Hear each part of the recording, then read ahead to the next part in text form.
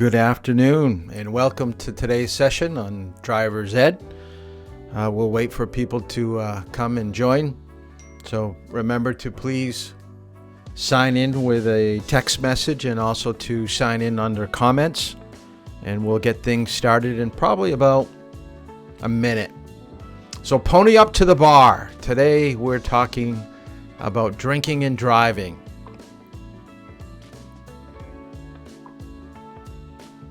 Good afternoon, everybody.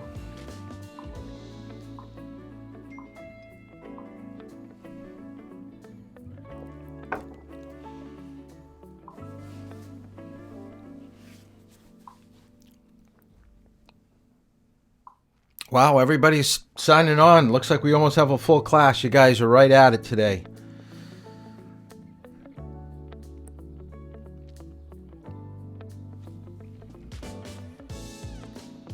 We'll just wait just a tad longer. I see 14, so we're just a little bit low on our usual count for who's going to be in class. While we wait for people, I'm getting a notice on the top corner of my computer here. I did not have internet last night. Something is happening with my modem.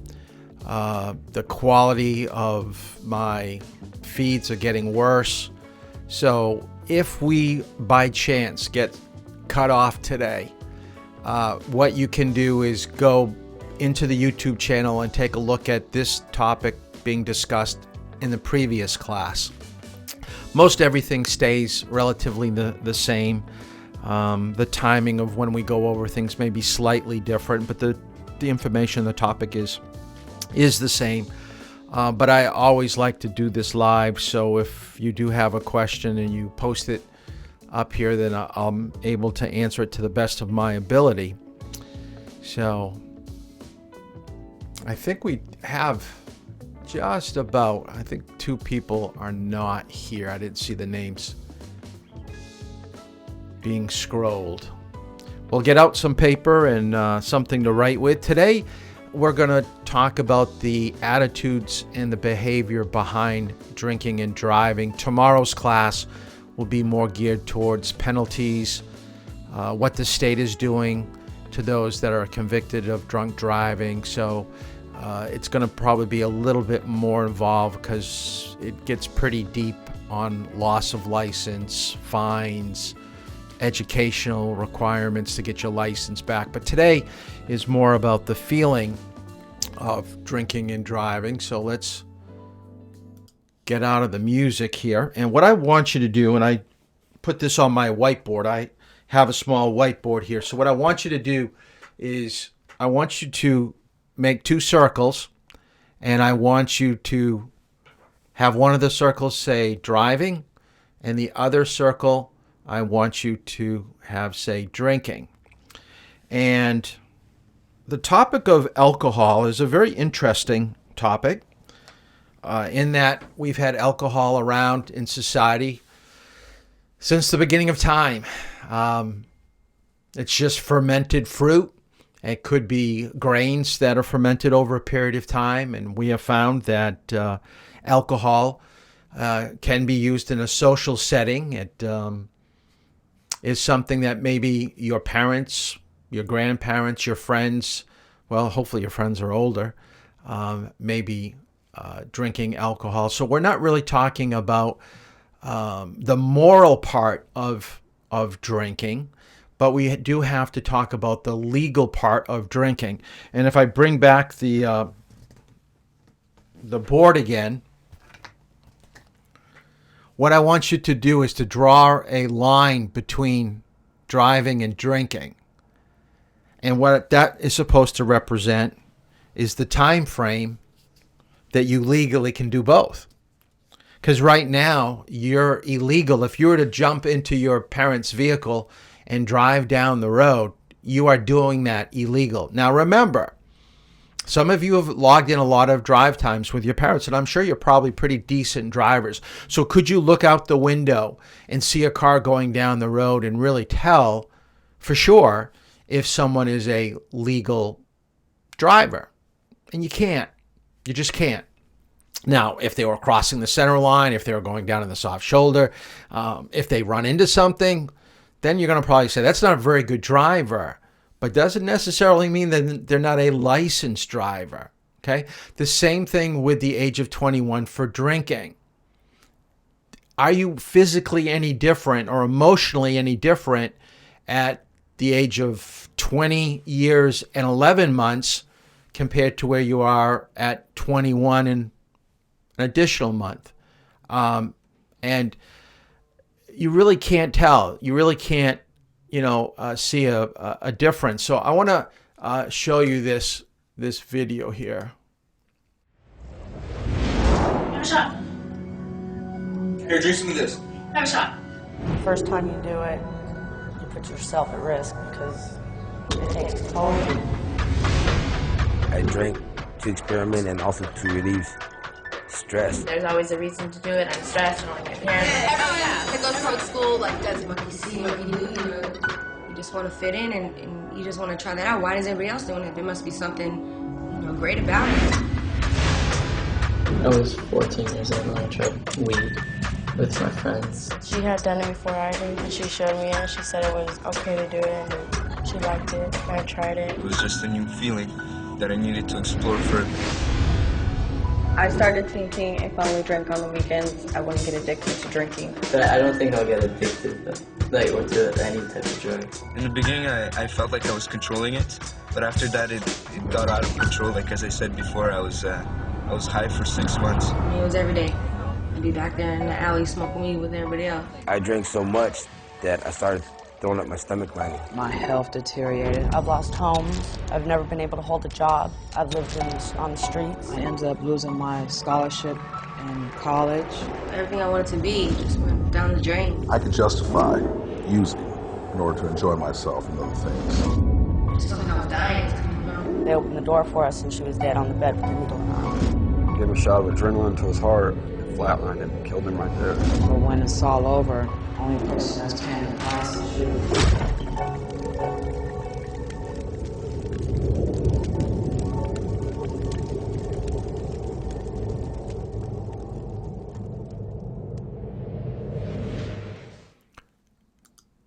Okay. We have 17 people enrolled in this class. We have, let me take a look up at the top of the screen. We have 15 of you that are watching right now. We know that the legal age is 21.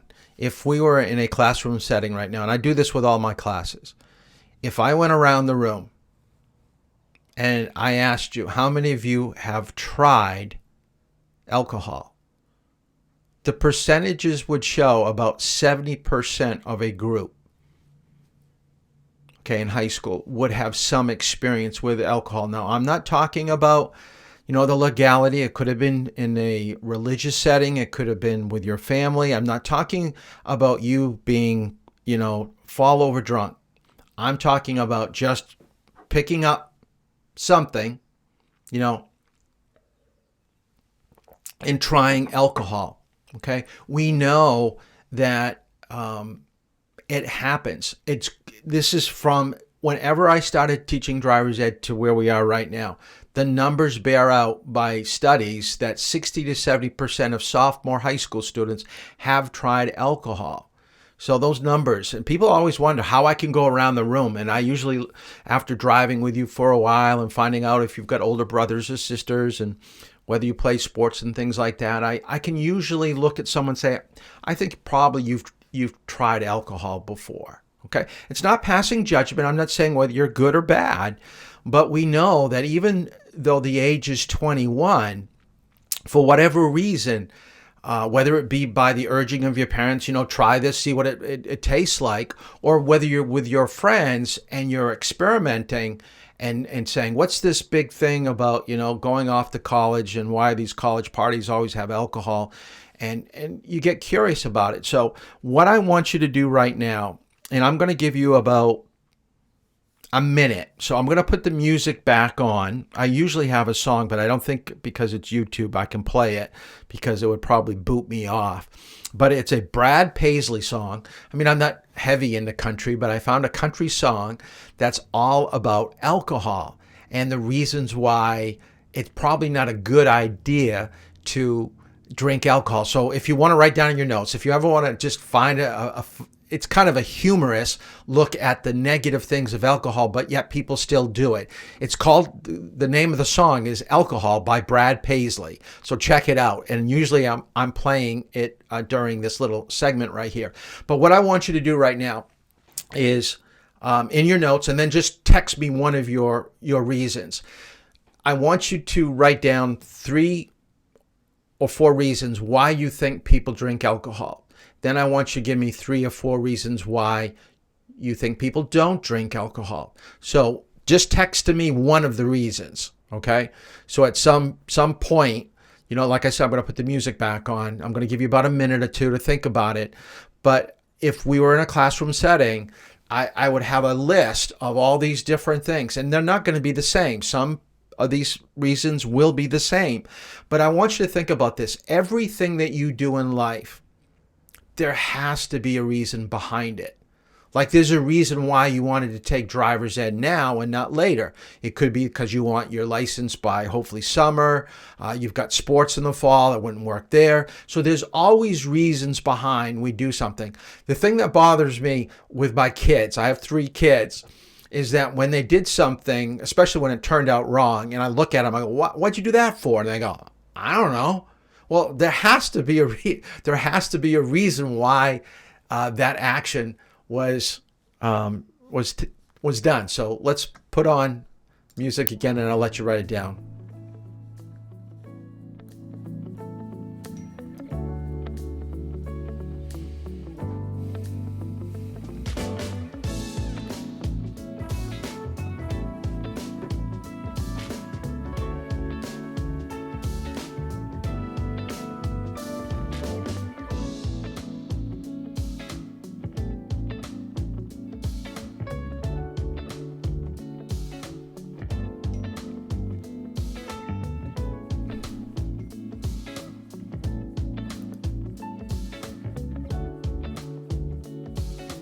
I'm going to read some of these as they come in. You guys are doing a really good job. To get away from stress, forget about worries. They like the mental state that it puts them in. Takes their mind off problems. They could be pressured into doing it. Okay, I like that. That's good. So keep them coming.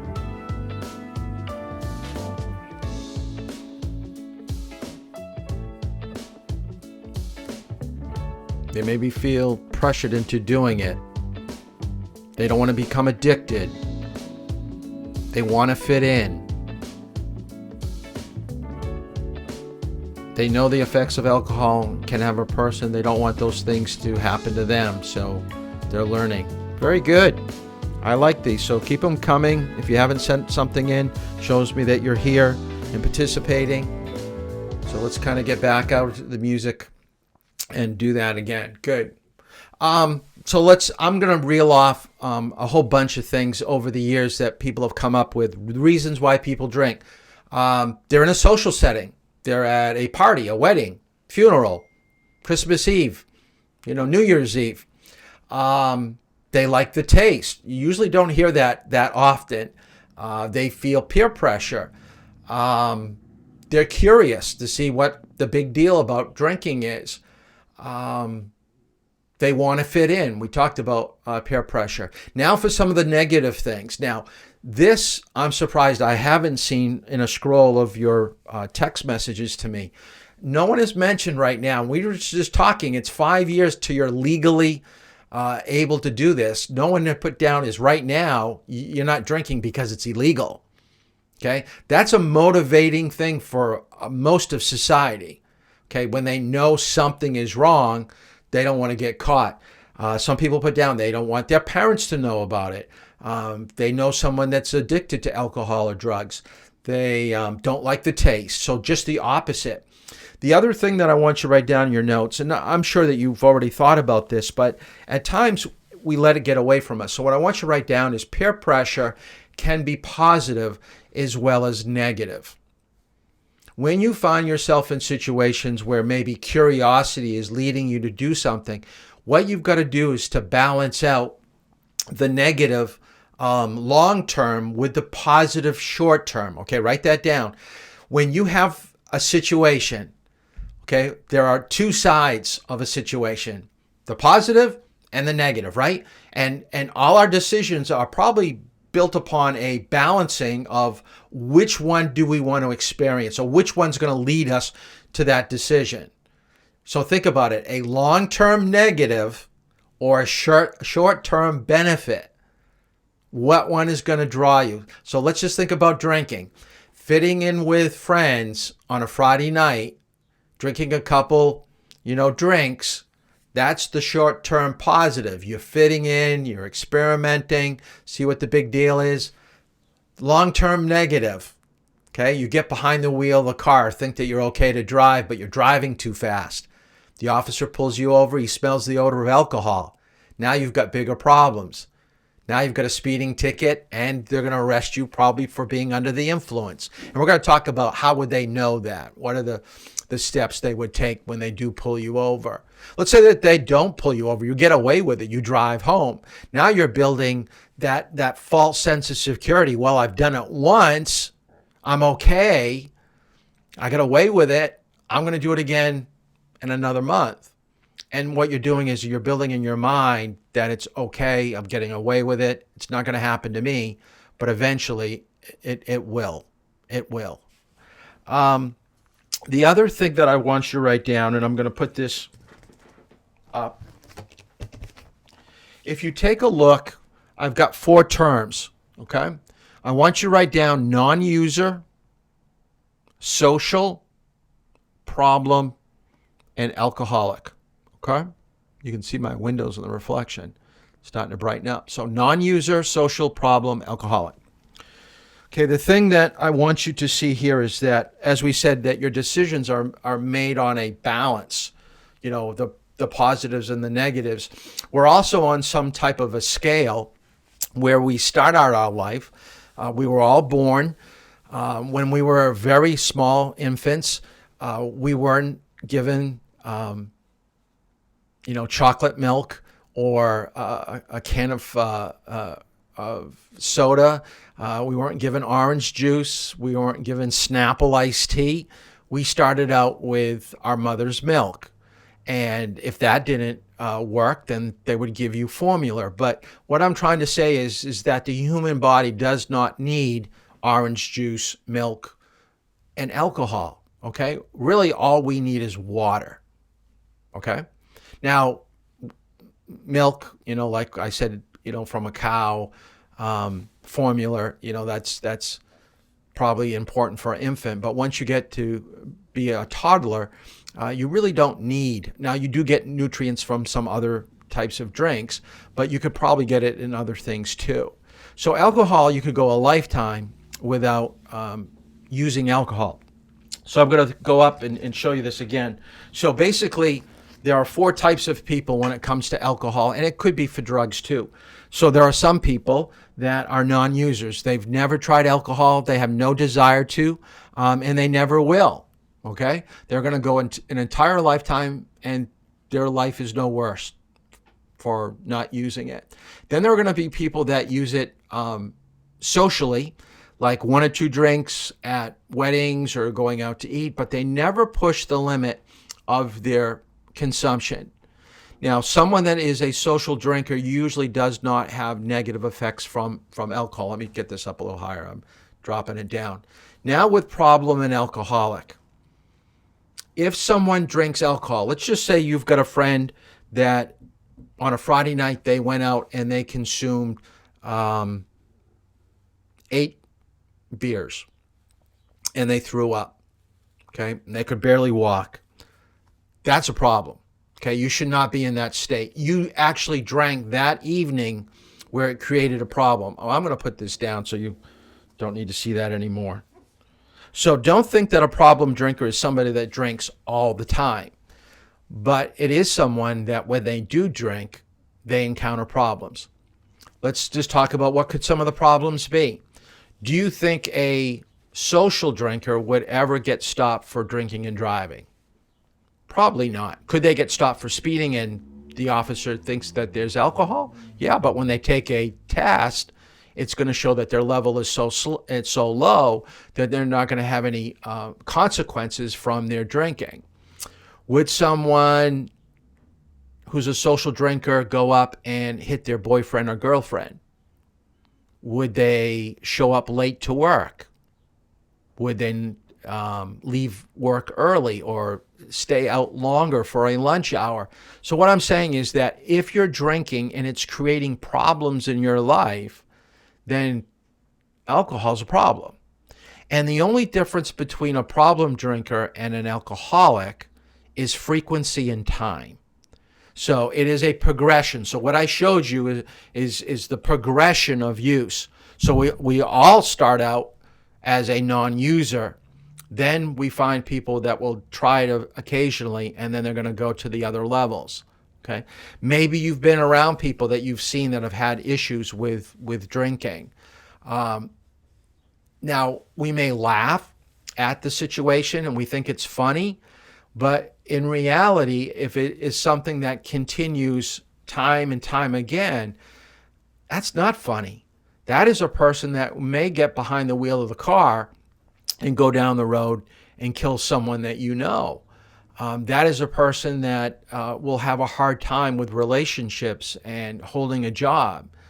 Drinking or doing drugs, and I shouldn't exclude drugs, but alcohol seems to be what we spend a lot of time, especially in the manual, talking about. But anything that changes your body, your system, and your mind, you cannot let that get in the way of what you need to do behind the wheel of the car. There should be a total separation. Now, I know many people that love to have a good time, and I know people that drink to excess, but they don't get behind the wheel of the car. Okay?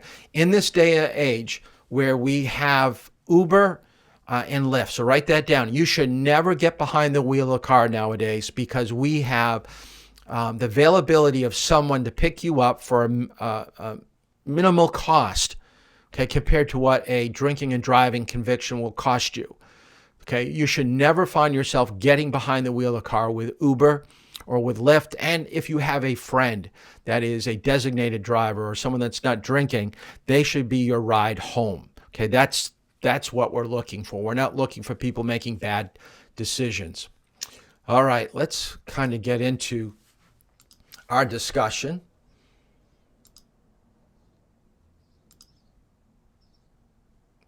Okay, we've already covered why people. So what I want you to write down, and some of you that have had Health with Q have already covered some of this, so I don't want you to write everything down. All I want you to write down is that alcohol is a depressant. It sedates, and if you don't want to write down the word sedate, it slows down the brain and your central nervous system. And we're going to take a look at what are some of those functions that we need. Now, on the other part of the slide, it talks about the nutrients, alcohol being an empty source of nutrients that provides, vitamins, proteins, minerals, anything for maintenance of your body. So don't think that people are drinking for the health of it. It isn't. Now, some people may debate about red wine, and for people that have heart condition. But the thing that you need to remember is that study is usually with someone that's drinking it responsibly over a long period of time, and they're not advocating people to go out and buy a bottle of red wine and drink it every week. There are other ways to benefit your heart rather than drinking red wine. But basically the study is just to say that it's not going to be detrimental to your heart. Now, there's a lot of stuff going on in this slide, so I don't want you to write everything down, just a few things. The first thing I want you to write down is that your mouth is the first delivery place of alcohol. So the minute you bring a bottle to your mouth, alcohol will be absorbed in the lining of your mouth and tongue. Now, why is that important? Because every police officer that pulls somebody over, probably that's young at age, and with a bunch of people in the car, and they're driving too fast, they have to think, why are they doing this? What have they been doing? So if you give off an odor of alcohol, there's already going to be a suspicion that you're doing it illegally. Well, they can look at your license and they know you're under the age of 21. So now, now you've really made things worse, because you're not supposed to even have a sip of alcohol. Okay. So now they're pulling you out of the car. Okay. Now, the next thing I want you to write down is the stomach, but at the very end of the stomach paragraph here, it talks about something about the pyloric valve. And I want to mention that. Between your stomach and your small intestines is this valve. A valve is like a door. It opens and closes. So what this is really telling you is that when you drink on an empty stomach, that valve opens up and the flood of alcohol enters your bloodstream at a higher rate, a higher intensity. You've probably heard drinking on a full stomach or with food in your stomach, it helps absorb the alcohol and it releases it at a slower rate. That is true. Now, all the alcohol will go into your body. It's not like less alcohol. It's just over a longer period of time, and you're probably able to monitor that alcohol content a little bit easier. And you've probably heard the term pumping somebody's stomach. Somebody had their stomach pumped. When there's alcohol poisoning taking place, they're trying to get it out of your stomach, which is your holding place of your body. Once it leaves your stomach through the valve and goes into your small intestines, they can't get the alcohol out of your system.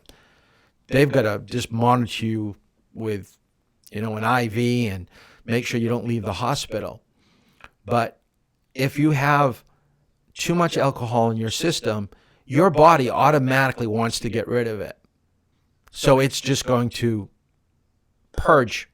So if you ever see someone get sick, if they've been drinking, it's just that natural reaction for the body saying, I don't like this. And remember, alcohol is a poison. Okay?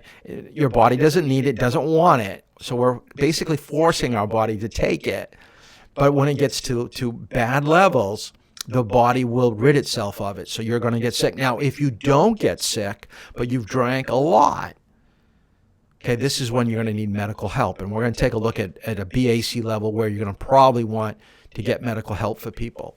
Then it goes to the bloodstream, carries alcohol to all parts of the body, brain, heart, liver. Now, I want you to write down the liver will burn up or oxidize. The word oxidize means to burn up at 1 drink per hour. That's the easiest way to remember it. So if someone's gone out on a Friday night, we'll make someone 25. Let's make him an athlete, and he's good size and very fit. So 6 drinks is going to take him about 6 hours. Okay. But a high school student that goes out and drinks that 6-pack, that is underweight, has never drank before, he's going to be affected on an empty stomach. He's going to be affected by that alcohol a lot worse than that college athlete in their 20s because he's had some experience with drinking. Now, I'm sure Q has told you, or you've probably learned that males and females do not oxidize or burn alcohol at the same rate, so their BAC levels will be different. So body weight, so the fat to water ratio will have a bearing on how you're going to be influenced by alcohol. Your mood will have an influence on alcohol. Your nationality, different nationalities have a hard time with alcohol consumption. They're more apt to find themselves getting addicted to it. And so in your notes, I want you to write down on the long haul. So we're not talking short. We're not talking a Friday evening because, yes, your brain's going to be affected within 20, 40 minutes of drinking. The more you drink, the more you're going to sedate your brain. But then your brain's going to bounce back. But the liver, because it's burning up the alcohol, so I want you to write this down, takes a bigger toll over a longer period of time. This is probably where you've heard cirrhosis of the liver.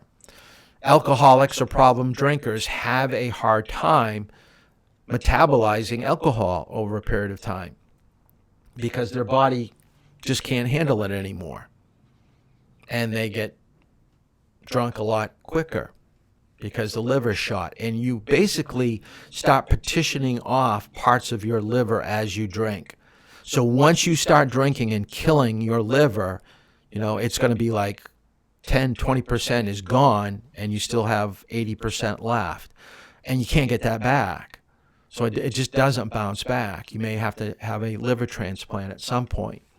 So your body will be affected by alcohol. Now, I don't expect you to know all these things, but I do want you to understand the brain's being affected relatively quickly, 20 or 40 minutes, and on the long haul, the liver is going to really have some serious damage over a period of time with drinking. Here, I just want you to know that alcohol is absorbed mostly through the liver, but there is a small percentage, 5 to 10%, that you're going to smell it on people's breath when they perspire. I don't know if you've ever been in the summer months around somebody that's consumed alcohol. I always use the example. I love going to Red Sox games, and for whatever reason, when we're out in the grandstands, the college kids drink to excess, and and they start sweating. You can just smell it, or you hear them complain. Oh, I got to get up between innings. I got to go use the restroom. Yeah. Well, you drink that much fluid, of course you're going to have to use the restroom. So that's how we get rid of it. Don't have to write anything down here. I just wanted you to realize, and a lot of people think, well, I get a little hungover, I get a headache, but then I bounce right back. My body's no worse for wear after drinking. Oh, yes, it is. Oh, yes, it is. Okay, over a period of time, if you continue to drink, all these physical aspects of your body will be affected to the detriment of your general health. Okay?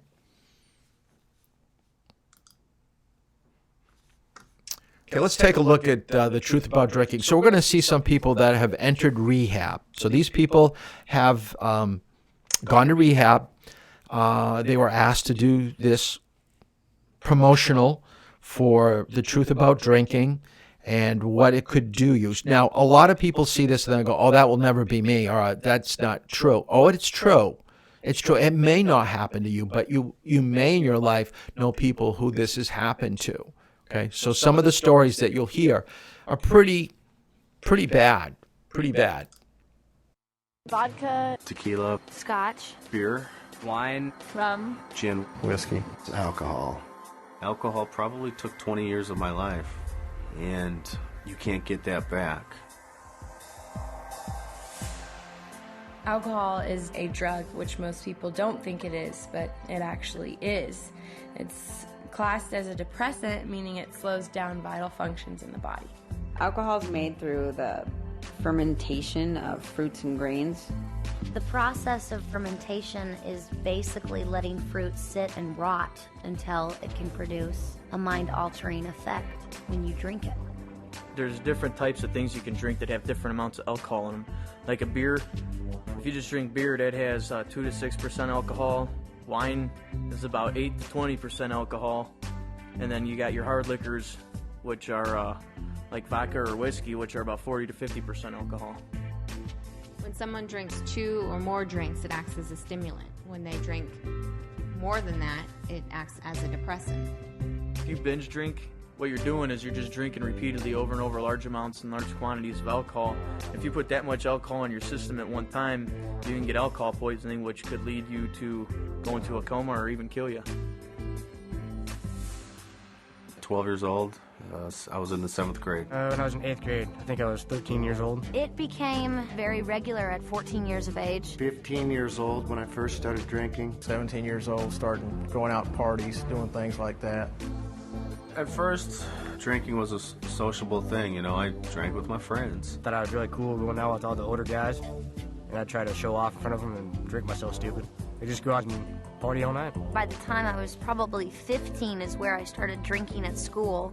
Putting it in a water bottle, I would take vodka or gin, something clear that looked like water, and I would just drink in class and pop mints in my mouth. We'd go in, break into his parents' liquor cabinet, fill up our super big gulps full of ice and Everclear, and then stop by 7-Eleven and fill the rest of it up with Coke, and then make it to first period. I was drinking not just at parties and stuff, but after classes and after work and even at work. I waited tables, so it was very easy access to alcohol. It was just hard to say no. It was so readily available, and it was constantly there. My drug problem wasn't something that happened immediately. It happened so slowly that I missed the fact that I was addicted to it. It became routine, a way of life. The only type of people I would hang out with were people who were using drugs or drinking alcohol. and it got to the point where that's all I cared about. It became far more than just a partying thing. It was a necessity. Without having alcohol in me, I could not function. I kind of became a loner because all I ever wanted to do was just drink and drink and drink. It felt like it was my only friend. Felt like that it was always there for me somewhere. You know, when things were going bad, I could always have a few drinks. Well, for me, it was never a few drinks. It was always a lot of drinks. I was consuming about 30 beers a day, a whole case of beer, and 3/4 of a gallon of light rum. I would essentially have that and black out every night. I could do nothing but drink 24/7, drink, pass out, drink, pass out. I literally started drinking so much that I would shake if I didn't have a drink. When I would not drink, I'd get extremely sick. Deathly sick. Just really achy all over, and you have headaches, and you're so dehydrated that you have no energy. Alcohol had been, in and out my body so much that it had tore away some of the lining of my esophagus, and blood was creeping in. I was a physical disaster. I was that far in my addiction of physical withdrawal that when I shut that alcohol intake off, my body tried to shut down. The actual withdrawal from alcohol can kill you, for one thing, if it's too intense. Your body has no vitamins, or it's dehydrated, and you can have DTs, you can seizure to death. It's terrible. I got a phone call, that my father was in the hospital and that he was really, really sick, and that he wasn't going to make it. So the next day I got on a plane to go home, and my only way to confront this was to drink alcohol. So I showed up at the airport pretty drunk, and my family, saw me there, and, they didn't know what to say. The worst thing about it is that my father was kept conscious so that he could see me before he passed away. But instead of disgracing his memory, they'd put him on life support. I had gotten kicked out of this bar for fighting. I was beyond drunk, and I was attacked and raped. And I went home, and I stayed in my apartment for a week. My mom would come knocking on the door. I'd pretend I wasn't home. I felt like it was my fault. I was the one that was at that bar. I was the one that was getting drunk. I went home, and I had a roommate. And for some reason, we got into an argument, which resulted in a fight, and the cops got called. I blacked out for part of it, so I couldn't figure out why I was waking up in jail. I drank some beer there at the bar inside the airport. I just ordered another beer and put my backpack on and started walking through the terminal smoking a cigarette. I didn't care what I was supposed to be doing, and I ended up getting a fight with the police there at the airport, and I woke up in jail. I had staples in my head. In the military, I woke up and I actually had to crawl on my hands and knees off the flight deck of the carrier because I couldn't walk, and then I got discharged from that and lost a girlfriend and a kid and my whole life. I drank to blackout one night.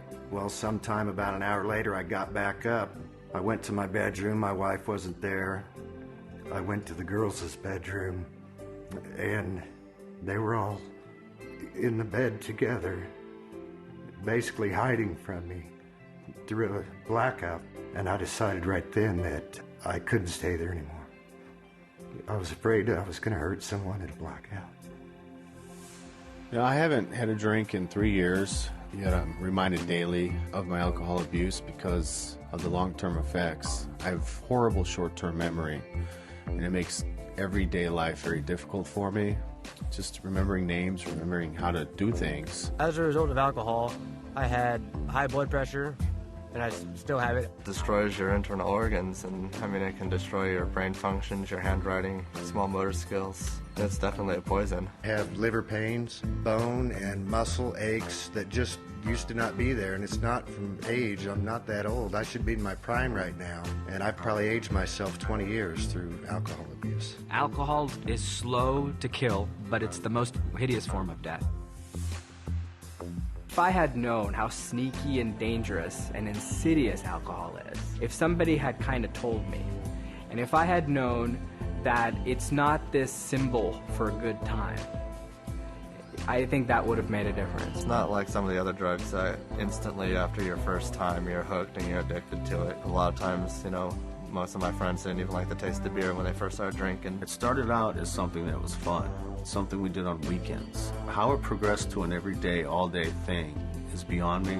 I have no answer to that. I do not understand how that happened, but it did. It's nothing but misery. The last 12, 13 years of my life, I've spent probably over $500,000, and over 4 or 5 years of that has been institutionalized, whether it be in a alcohol treatment rehab facility or, incarcerated. Well, alcohol is just as bad, if not worse, than heroin or barbiturates or anything else. I don't know, if 60% of people go out to drink and get drunk, chances are that they're going to lead to something else and they're going to end up on a downward spiral. I may not be very old, but I have definitely seen some hellish things from alcohol. To be honest, I didn't think someone could get to the point that I was at my age. I thought that took years and years, but no, downward spiral. It might seem fun at the beginning, but after you get stuck in that lifestyle for years, you realize how not fun it is. It's terrifying.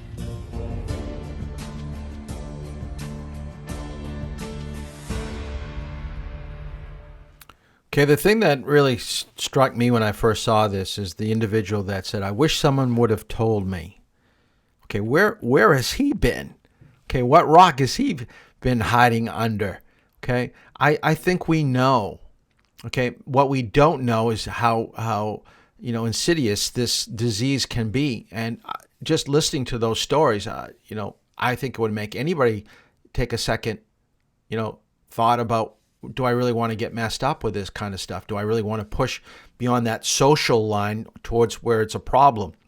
And noticed every single one of them was telling stories that were problems in their life. None of them had a happy story. None of them had something that they were just raving about that they wanted to share with people. It was all the negative stuff.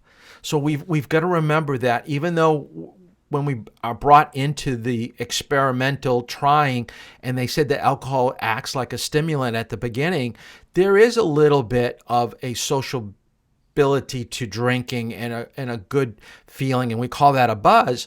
But there is a negative aspect that we've got to always keep in the forefront of our mind. So what we're going to do is we're going to take a look at how does your mind actually get affected by the alcohol. What's going to happen to our body and to our mind when we drink? So all I want you to do is to write the very top line of each one of these BAC levels. So in this one, I want you to write down, and BAC stands for blood alcohol content. I want you to write down 0.01 to 0.05 is what we call sobriety or feeling normal. Most people can drink 1 or 2 drinks and they're staying within this line, in this level. This is a person that will not have any legal ramifications with getting behind the wheel of the car. Okay, so we know that drinking is legal for those older than 21. And, you can still be behind the wheel of the car. But the problem is that people start to forget, was it 2 or 3 drinks, and how quickly did I have those drinks? Or if it was a mixed drink, how strong was that drink?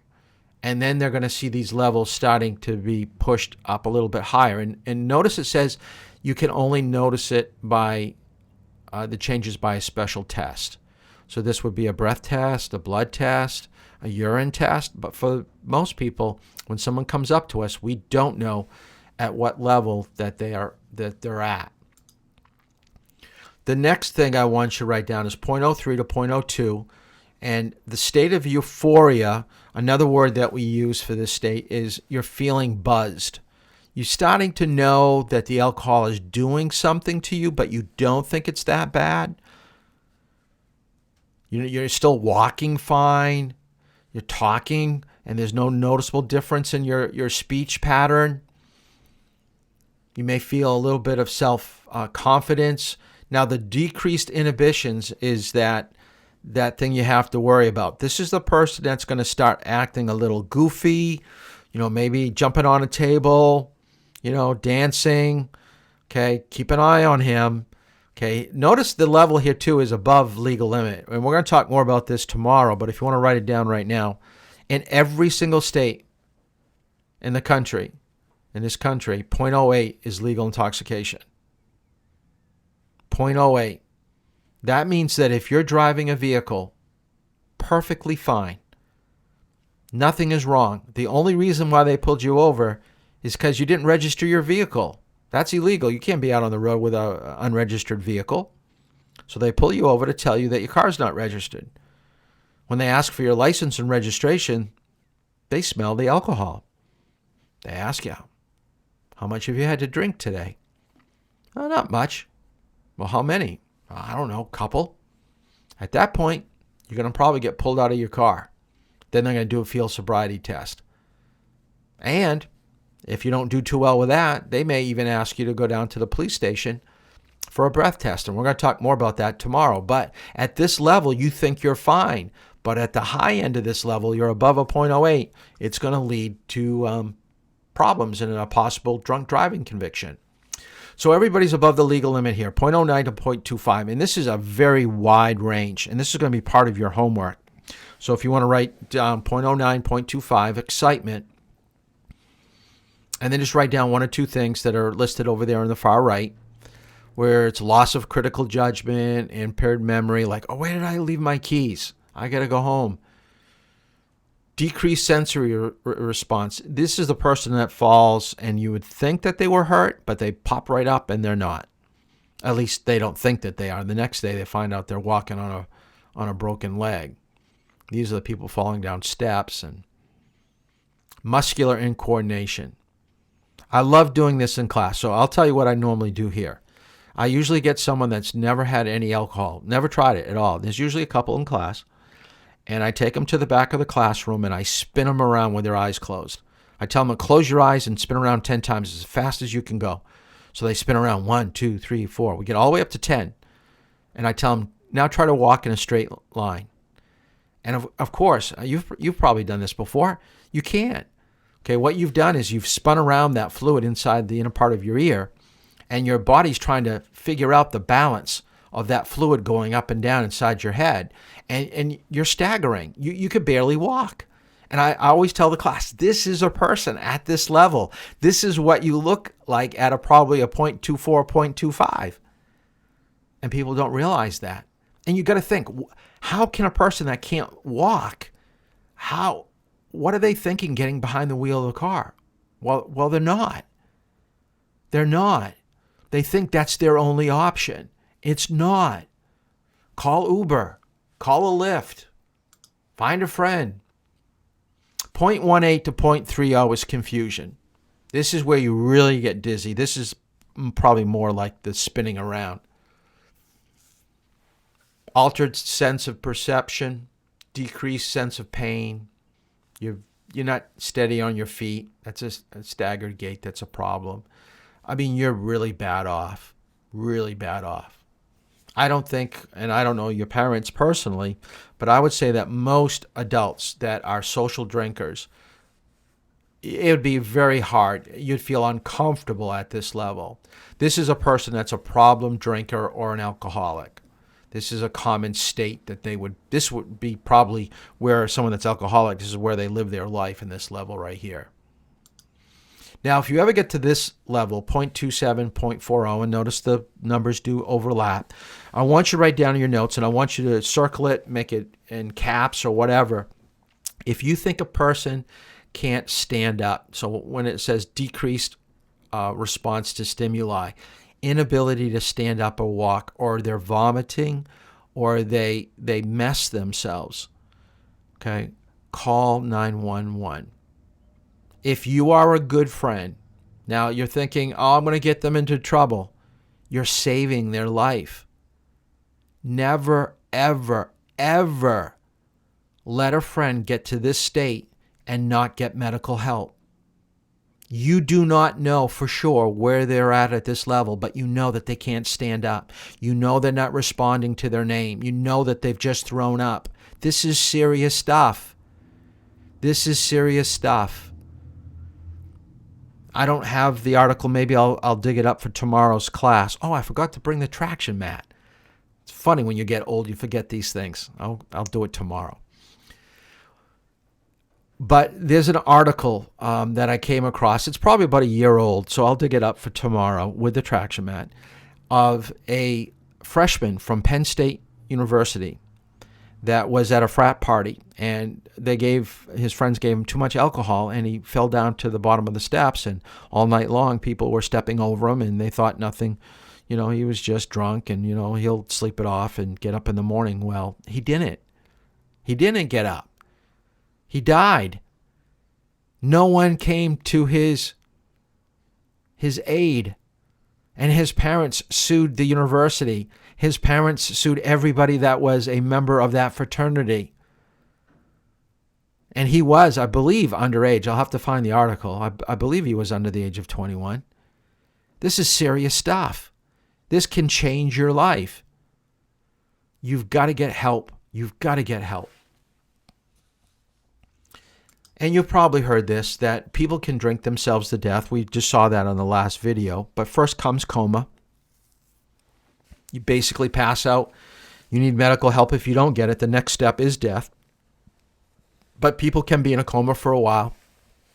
And only 15% of the drinking population, now I'm talking drinking population, can drink to this level and still live. Most people can't. Most people can't. They go to this next slide. You can drink yourself to death. You can overdose on heroin. You've got to remember, when it's a substance that is affecting you mentally and physically, you're changing the chemistry of your body. Okay, you don't know how your body's going to react to these things. You can die from these things. So you don't want that to happen. Let's take a look at what happens with the brain.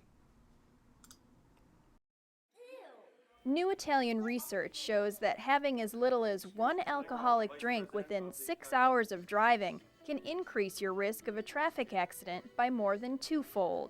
Elizabeth Penniman did not take part in this study, but is a Cleveland Clinic registered dietitian.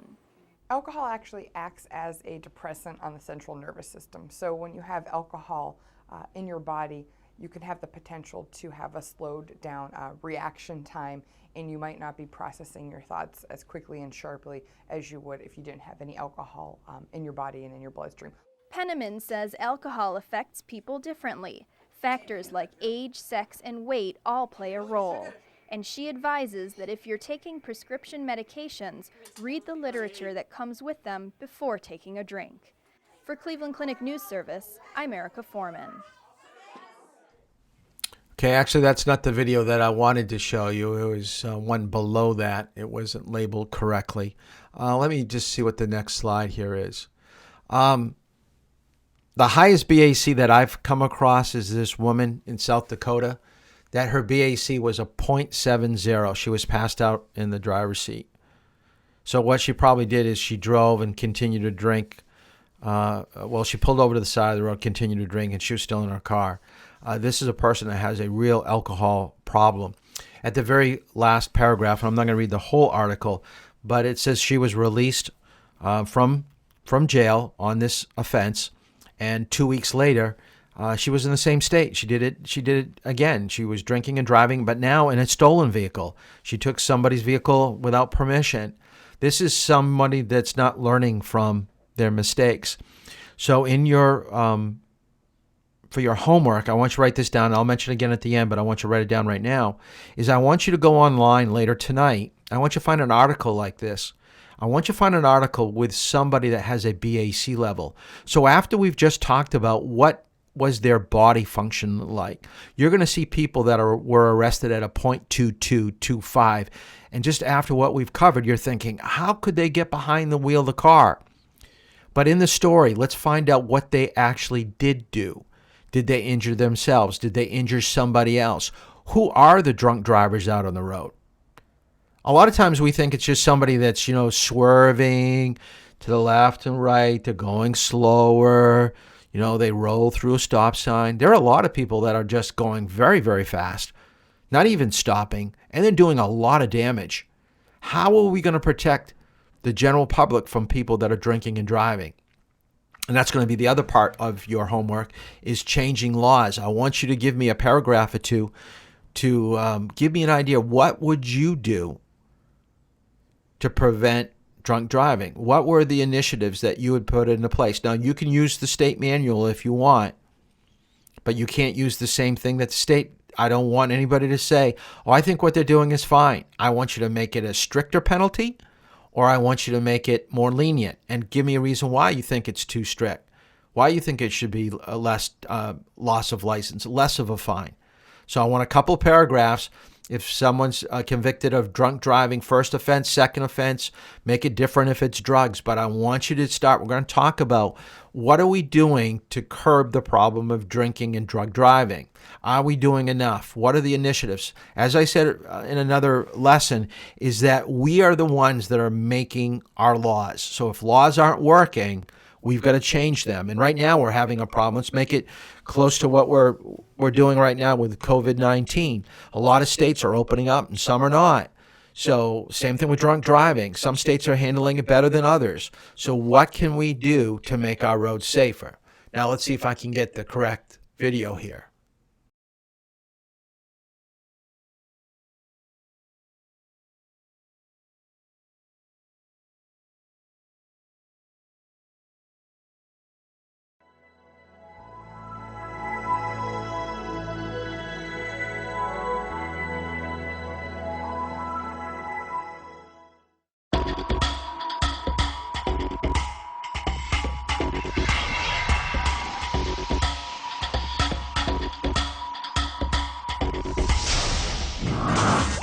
It may be legal, but it is still a drug.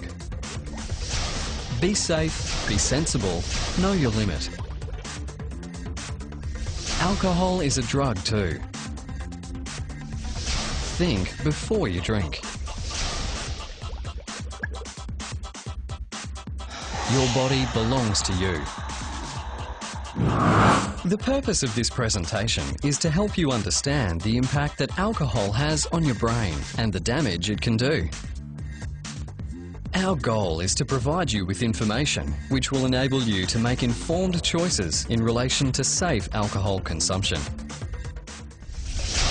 Did you know? Healthy people metabolize alcohol at a fairly consistent rate. As a rule of thumb, a person will eliminate 1 standard drink or 10 mils of alcohol per hour. And remember, it's not how many drinks you have, but how much alcohol you consume. Several factors influence this rate, including gender, age, height, weight, general health, the presence of food in the stomach, the concentration of alcohol in the drink, and prescription or illicit drugs taken by the person. It's the blood alcohol concentration, or BAC, which is the key to why we are affected by alcohol. Basically, your blood alcohol concentration is the relationship between the total amount of alcohol in your system divided by total body water, because alcohol is dissolved and diluted in water. So that's also why drinking lots of water with any alcohol consumption is a really good thing.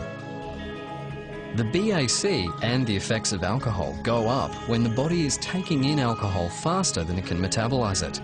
For example, if you binge drink and consume a 750ml bottle of rum or 3 bottles of wine, that's around 26 standard drinks, between 6 p.m. and 2 a.m, your body will need until sometime around 6 p.m. the next day to process and get rid of the alcohol. And that's why driving or operating equipment the next day is not only illegal, but just crazy, particularly when you consider what this is doing to your brain. Let me explain. Alcohol enters the body and ends up in the stomach, at which point about 20% is absorbed immediately, and the other 80% is absorbed in the small intestine. The heart then pumps the absorbed alcohol to every part of the body, including the central nervous system, which consists of the brain and spinal cord, and it gets to the brain really fast. So that's why even after just 1 drink, you can feel lightheaded or relaxed. Alcohol acts primarily on the nerve cells within the brain and interferes with communication between nerve cells and all other cells, slowing everything down. And that's why when we drink even a little, we experience the effects of alcohol on our emotions, judgment, balance, memory, speech, and anger levels, just to name a few. Did you know that your brain is still developing until you're around 20 to 25? So we need to be really careful because alcohol can do some irreversible damage to various parts of our brains. For example, Drinking affects the cerebral cortex, which controls our senses, and inhibitory centers, which is why when you drink, you become more talkative, more self-confident, and less socially inhibited. It also controls our thought processes, so alcohol affects our ability to make good judgment or think clearly. The brain's frontal lobes are important for planning, forming ideas, making decisions, and using self-control. So when alcohol affects the frontal lobes of the brain, you may find it hard to control emotions and urges, and you may act without thinking, and even sometimes become violent or act completely out of character. Does this sound familiar? The cerebellum is important for coordination, thinking, and being aware. So again, you may have trouble with these skills when alcohol affects the cerebellum. That's why people affected by alcohol sometimes can't walk properly or lose their balance and fall.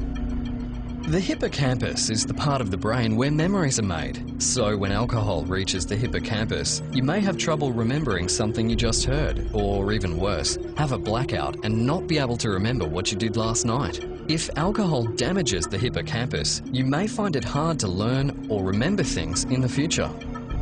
The hypothalamus is a small part of the brain that does an amazing number of the body's housekeeping chores. After a person drinks alcohol, blood pressure, hunger, thirst, and the urge to urinate increases, while body temperature and heart rate decreases.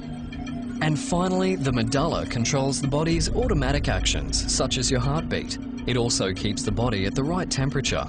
Because alcohol chills the body, drinking a lot of alcohol outdoors in cold weather can cause a person's body temperature to fall below normal.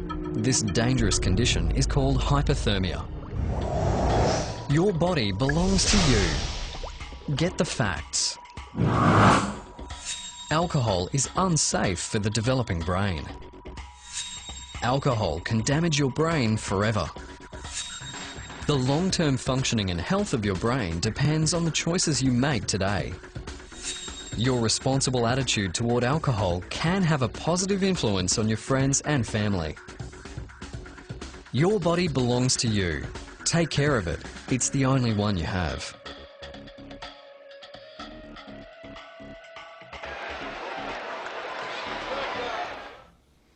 So that basically is a good overview of the different parts of our brain that are being affected by alcohol and why the BAC level, as it gets higher, why our mental and physical capacities start to diminish. And we can't, they say that, coffee is going to make you more alert. It makes you more of an alert drunk. It doesn't sober you up. The only thing is time. And the thing I want you to remember is 1 drink, 1 hour. That's the easiest way to remember. Always remember, if you've consumed something, and a standard drink, and I should have mentioned this when we had the video a little earlier today, so let's just kind of put this down. So I want you to write down the 3 types of alcohol. There's beer, wine, and hard liquor. And depending on its volume and its proof, it's going to affect our body in a certain way. So what would be a serving of beer? That would be a can, 12 ounces. What would be a serving of wine? That would be about 4 to 6 ounces. Okay? Glass of wine. And then what would be hard liquor? What is that served as? A shot, which would be 1 ounce or 1.5 ounce. Now, the percentage of beer or percentage of alcohol in beer is very low, probably between 4%. It can get as high as probably 7 or 8, depending on the type of beer and the IPA. Wine would probably be between, I think it said 6 to 14%. And hard liquor is around 40 to 50%. So each one is considered a serving. So when an officer pulls you over, I mean, if you had a big Yeti filled half up with rum and the other half with Coca-Cola, you could actually, I guess, say you had 1 drink, 1 cup, 1 glass, but you'd have like probably a case of beer in one of those big Yetis. Because you're going to probably have, well, I guess it's more than 24 ounces. I think the big ones are around, could be 48. Well, anyways, you've got quite a bit packed there. So it's more than just a drink. So how bad? And I told you to find an article. I found this article back in 2004. Can you believe that a drunk driver hit a support wire to a telephone pole? He drove 12 miles to his home, slept in his bloody clothes, did not realize that his passenger had had his head out the window. And when he ran his vehicle off the side of the road and hit that wire support, it basically decapitated him and didn't even know it. So they found the trail of blood going to the house. This is unbelievable that you could be in that state and still be able to drive. So this is what I'm looking for. It doesn't say what his BAC level is, but definitely a person that was extremely intoxicated. Let me go back here with addiction. Okay. Once someone realizes that they have a problem, what I want you to write down is that it's not a bad thing to try to help people to make their life better. Now, if someone needs professional help, okay, they should see a alcohol and drug counselor, so write that down. If they're at work, I'm sure there's some type of personnel, human resources thing can get you the help that you need. Schools have it. School counselors, they have access to counselors, so I want you to write down counselors. I want you to write down outpatient, which would be with counselors. It could be inpatient, so it could be an inpatient rehab where they send you away for 2 weeks to a month, trying to cleanse your body of the negative effects of alcohol. And then to do something on your own is called self-help. And self-help would be Alcohol Anonymous, could be Narcotic Anonymous. There are different agencies and groups that will help support people that have some type of substance abuse. So what I wanted you to write down your notes is that don't try to handle it all by yourself. Ask for help, look for help.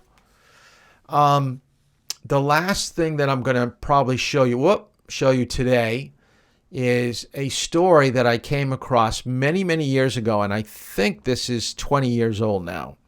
But it is one of the most traumatic stories that I've come across with what happens to the innocent person that gets hit by a drunk driver. What is their life going to be like?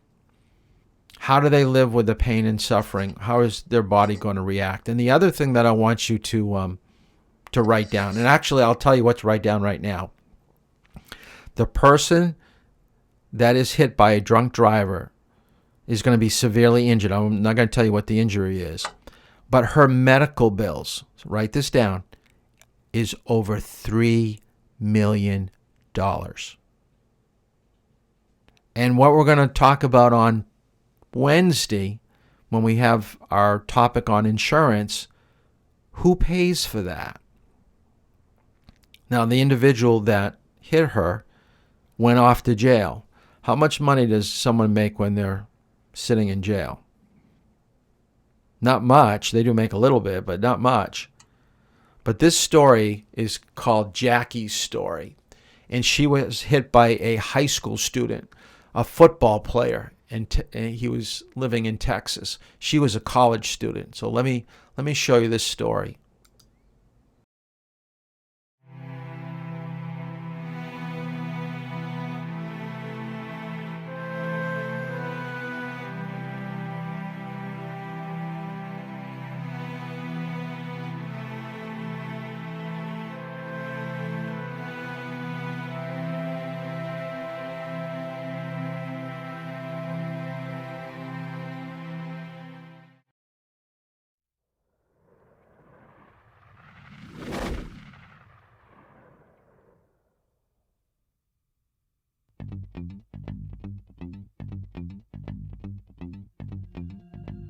Some roads take us home. Some roads take us places we've never been. Some roads and some choices take us places we would never want to go. One September night in 1999, a high school senior named Reggie Steffi took this 4-lane road to get home. In high school, I was the all-American guy. Worked hard and had some hopes and dreams to keep going on the college level. But my senior year, after the third football game of the season, I was out at a party one night. I had a few beers. I was not falling down drunk and weaving all over the place, but it was more than enough to impair me. It was enough to cause Reggie to cross head-on into an oncoming lane of traffic. His SUV struck a car with 5 people inside. 2 people in the car died instantly. 2 suffered broken bones, and another person was trapped inside when the car caught fire.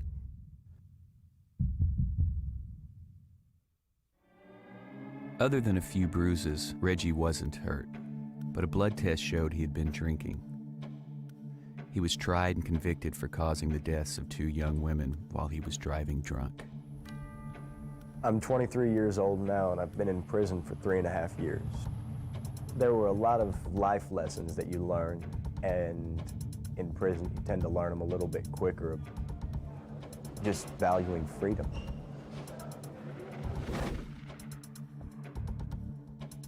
You don't have a telephone to call your mom or call your best friend. You don't have email to go back and forth and communicate instantly. When you don't have those things, you realize how important a lot of things are to your life and how much you take them for granted. And when they're gone, they're gone. Jacqueline Sabarito lost a lot that September night, too. She had come to Texas from her native Venezuela to improve her English.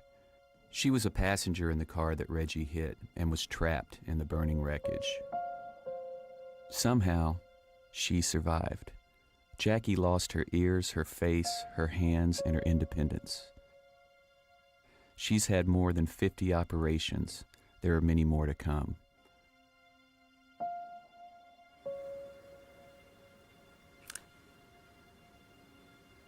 Sometimes the hardest thing for me to do in my life is fight with the depression, fight when I go out, and sometimes people look at me like an alien or something like that. The crash totally changed Jackie's life. She fights pain every day. People point at her and stare. Her plans for college and a career are on hold. And inside a Texas prison, Reggie Steffi faces a life he never expected. I hear a lot from my friends and what they're doing and where they've been and what's happening to them at college, and part of me misses that, misses what they're doing.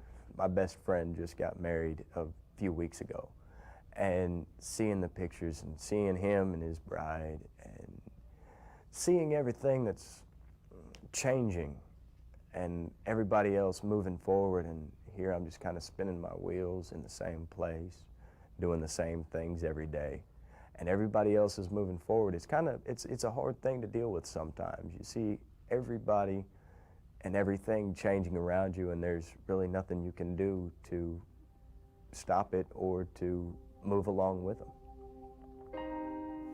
My second life, I could say, is completely different, completely. Of the 24 hours of the day, probably, I can say 1 or 2 hours.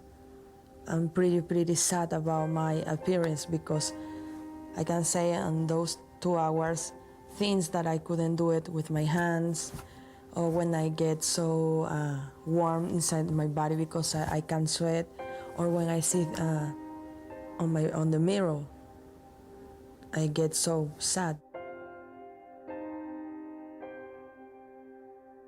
I can't change it. I can't make it go away. And it's not something that I want to forget about. It's not something that I will ever forget about.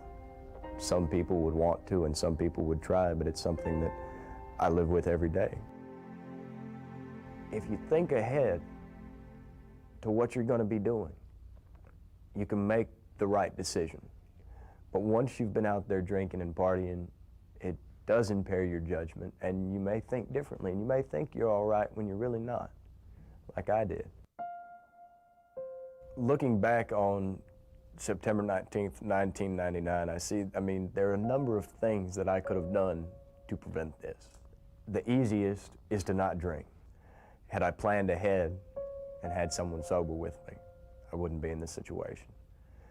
I could have called a cab and forked over 30 bucks for a cab ride home and not been in this situation. I could have called my mom or my uncle and woke them up at 4 o'clock in the morning, and I wouldn't have been in this situation. 2 people would be alive, and Jacqueline would be about her life. And the easiest way to prevent that is decide who's driving tonight before you go to the party. Reggie's. Well, I kind of got out of this too early because they were talking about his penalties. But he's not spending a lot of time in jail. He's already served 3.5. I think he's going to do 6 now. Like I said, this was 20 years ago. So laws have changed. So this is not the current law in most states that you're going to go away for a much longer period of time. But remember, what I want you to do for your homework, so let's just go over this again. And isn't that a sad story? I cannot believe that that woman is going to live the rest of her life in that amount of pain. It's just so sad every time that I see it. So your homework, once again, is to find an article online about drunk driving. Excuse me. And I want the BAC level in the article so you can reference it. Just send me a link to it. That way we can look at it and discuss it. Some of the good ones I'll probably bring up when we do our discussion tomorrow. And then what I do want you to send me is change the laws. So you've got first offense, second offense, open container, transporting. So the laws that we have in the manual, okay, so in the manual, okay, look at what the laws are, and I want you to give me a paragraph or 2 about what you would do to make it more strict, the penalties, or to make them more lenient. So that brings us right to the end of today. So tomorrow will be about penalties. We'll still talk a little bit about the attitudes of behavior, but hopefully this gives you a different perspective about alcohol and driving, and hopefully you'll never find yourself behind the wheel of a car in a bad state where you cannot drive safely. So we'll see you tomorrow at 4 o'clock. Have a good night.